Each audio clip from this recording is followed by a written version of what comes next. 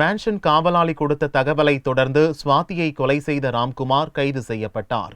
இளம் பொறியாளர் சுவாதியை கொலை செய்த ராம்குமார் கைதான சம்பவம் குறித்து பல்வேறு தகவல்கள் வெளியாகியுள்ளன.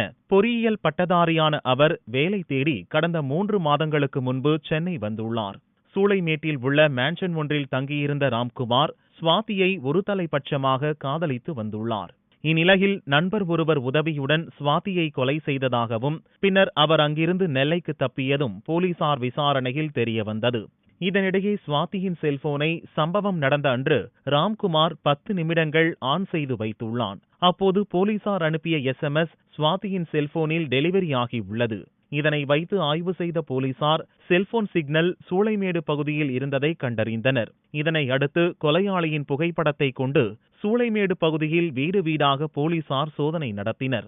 கொலையாளியின் புகைப்படத்தை பார்த்த சூளைமேடு பகுதியில் உள்ள மேன்ஷன் காவலாளி ஒருவர் போலீசாரிடம் துப்பு கொடுத்துள்ளார். போலீசாரிடம் கொலையாளி ராம்குமார் போல் உள்ளான் எனவும் நெல்லையைச் சேர்ந்தவன் எனவும் காவலாளி தெரிவித்துள்ளார்.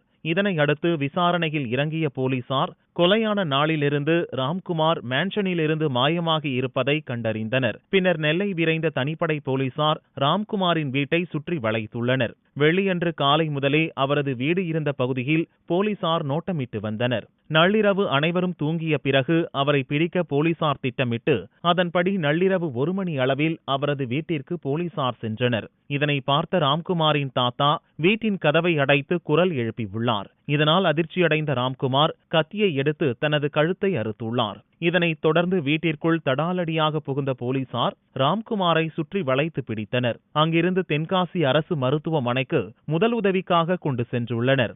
மருத்துவமனையில் ராம்குமாருக்கு கழுத்து பகுதியில் 16 தையல் போடப்பட்டுள்ளது. பின்னர் மேல் சிகிச்சைக்காக நெல்லை அரசு பொது மருத்துவமனைக்கு போலீசார் அவரை கொண்டு வந்துள்ளனர்.